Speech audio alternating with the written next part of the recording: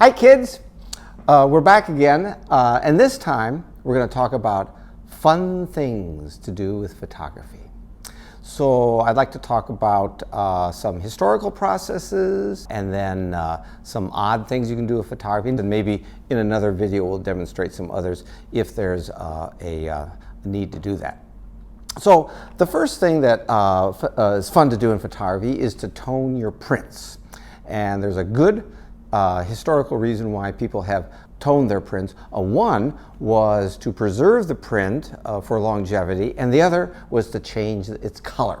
So let's look at a photograph here by Frank Meadow, who was an English photographer.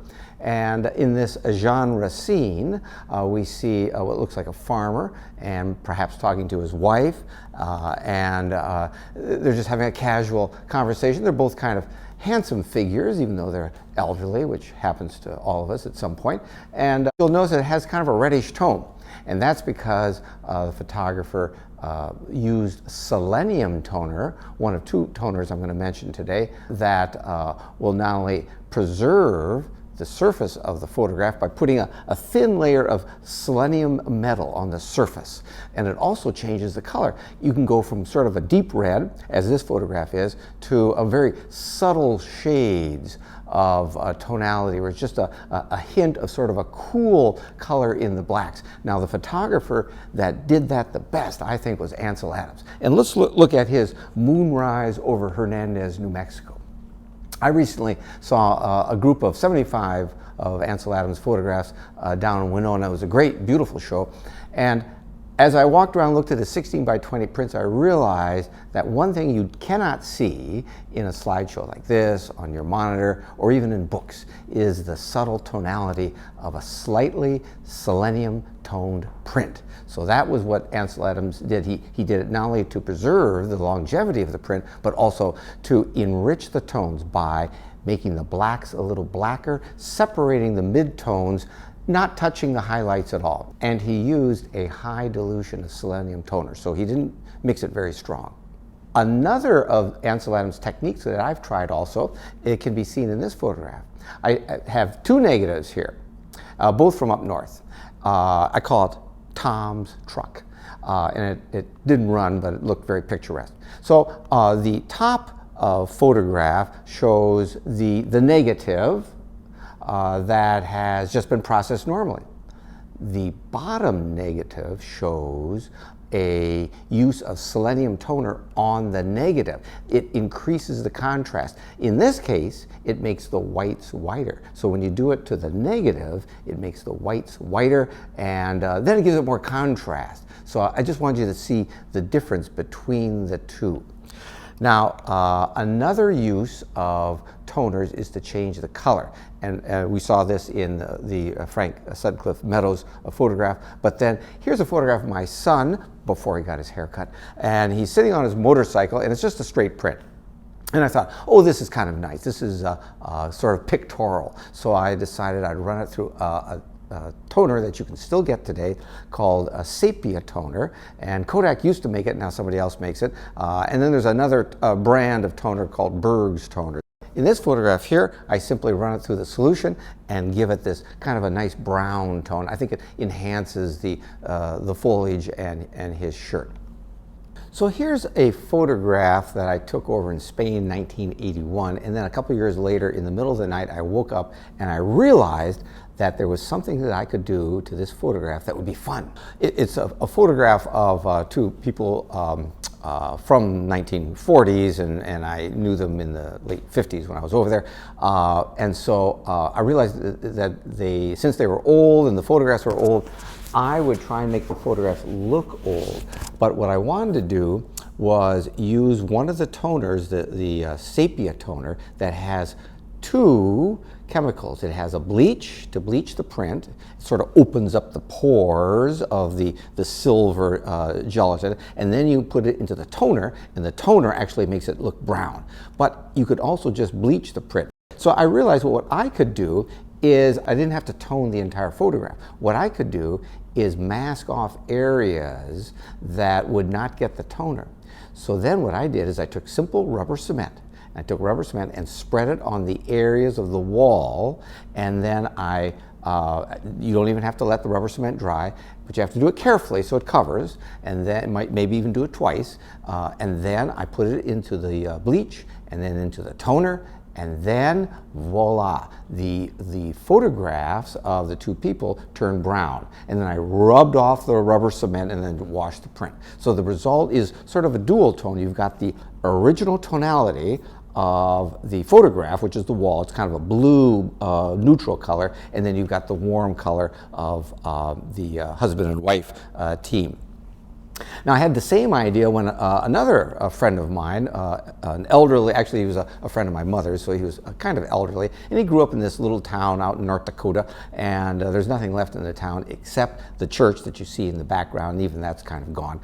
But it shows the man, his sister, when they're kids, and the mother's dead. So, and the sister was still alive. So what he had a little teeny tiny print of this snapshot from 1920 or something in North Dakota. So what I did is I made a copy negative of it, and I made a print, and then I rubber cemented the brother and sister, and then I sepia toned everything else. So the brother and sister, who were still alive at that time, are sort of have that neutral black color, and then everything else is ancient and aged through the use of sepia tonality. Now here's an example of where I took a print and I tore it in half to show you what you can do with just the bleach. The bleach can allow you to lighten your whole print. So if you have a dark print and you hate to throw it away, you could try running it through a bleach toner. Sepia toner has built into it two packets. One is a bleach, which is potassium ferrocyanide, and the other is the actual toner. So don't use the toner, just use the bleach, and then you can lighten the entire photograph. So the image on the left is has slightly more contrast, but from the same print.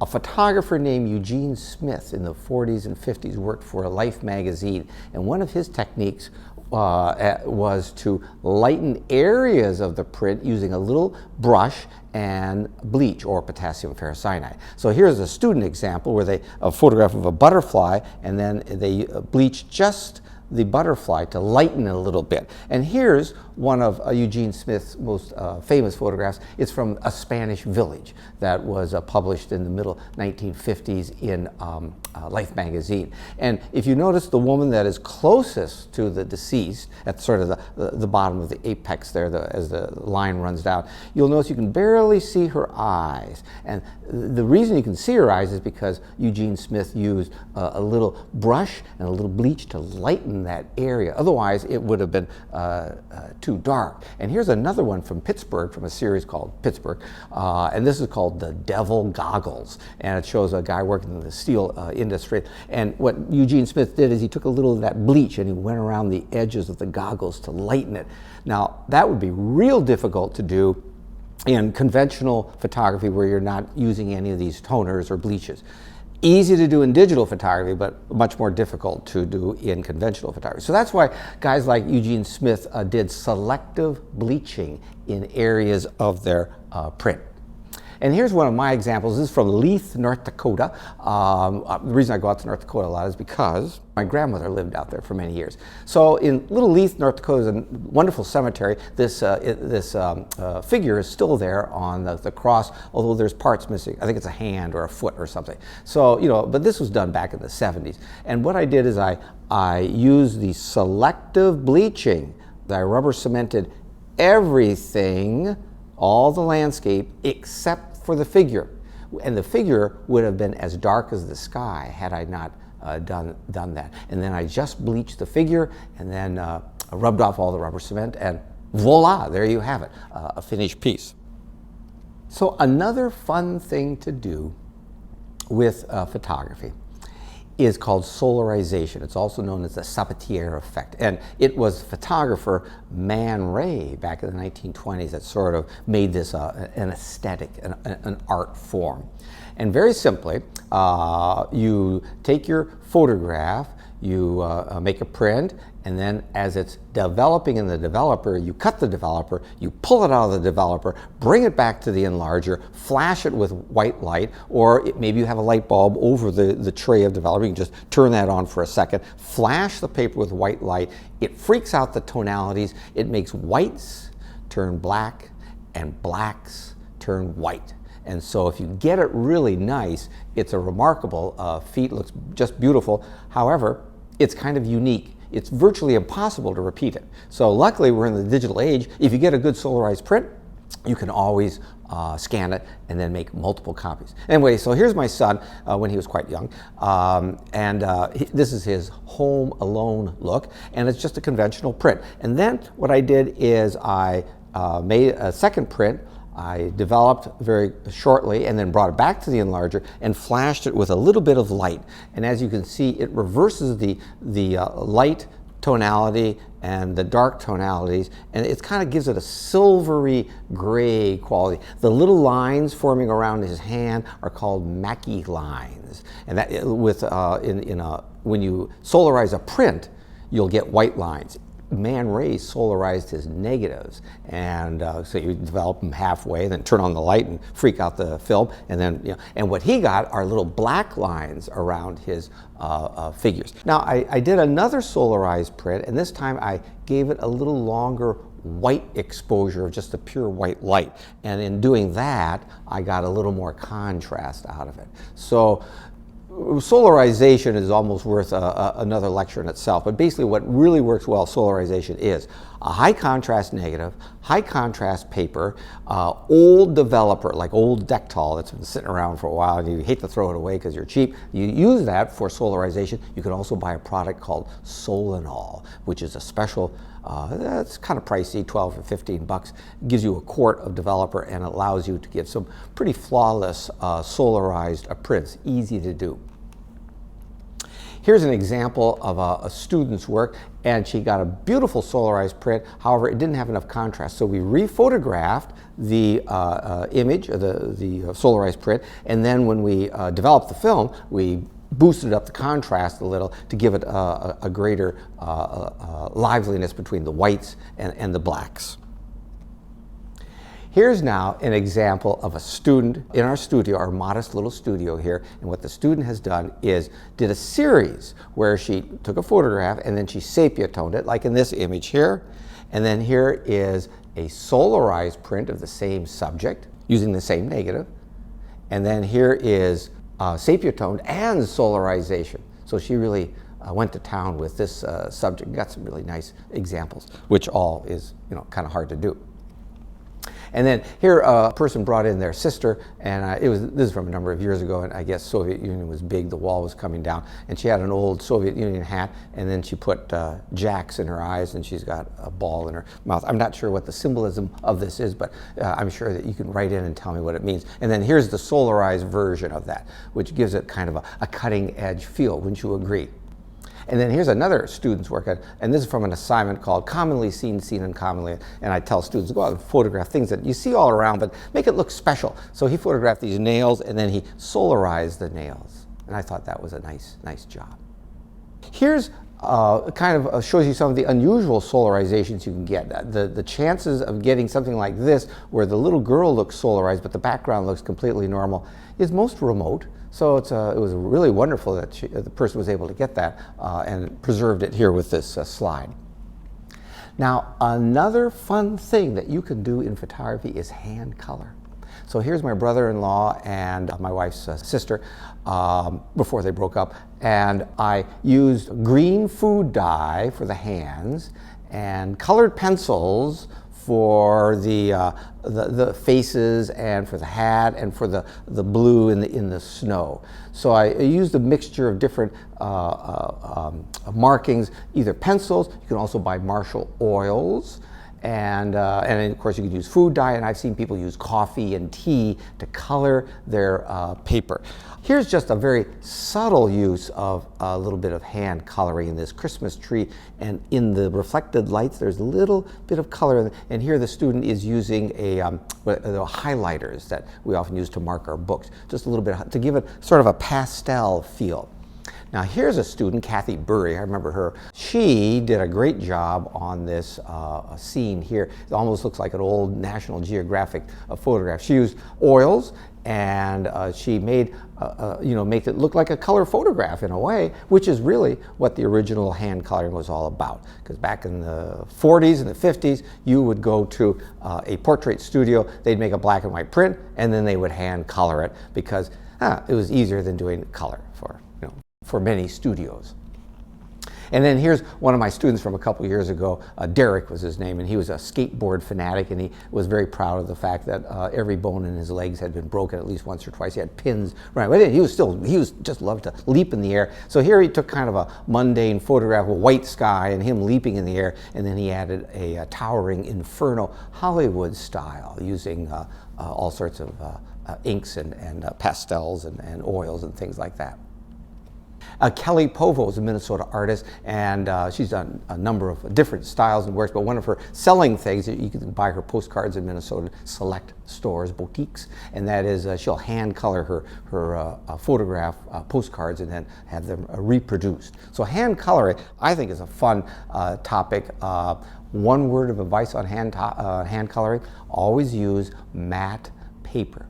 Don't use glossy paper because it won't stick. And so use matte paper for sure. Now here is one other fun thing, or there's lots of fun things you can do in photography, but in this case what I did is I set up my camera and I took two photographs, two separate negatives, and then I simply sandwiched the two negatives on top of each other, but I reversed the top one or I reversed the bottom one.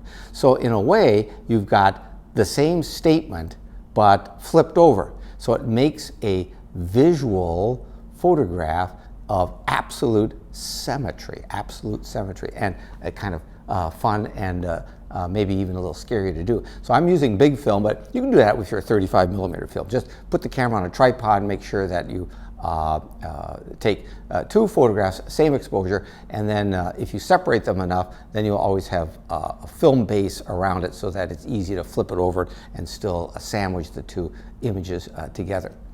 And then here's an assignment that I sometimes give students. It's called the twice seen image. I tell them to go out and shoot up a roll of film, and when they roll the film back into the camera, keep the tongue out, load the tongue again, and then run the film through the camera again.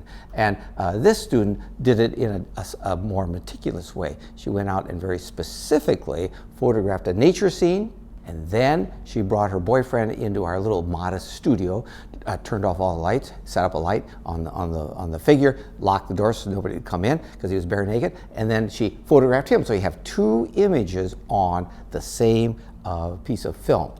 Here's another example. Somebody took their camera and went to two entirely different places, downtown Minneapolis, and then also over in St. Paul at the Cobalt Park Conservatory. And you got sort of ferns and the skylight of the conservatory, and then you've got the lights from downtown Minneapolis. And then this is one of my favorite ones because I like owls, but this shows downtown Minneapolis and then something from the backyard. So it's sort of a double exposure on a same roll of film. Now, for some, it doesn't come out quite so neat because you'll get different exposures, different lines running through it. But usually if you shoot up a whole roll and look at it critically, not worrying so much about conventional images, you'll find something satisfactory that you can make a print of that looks unusual and is fun to print.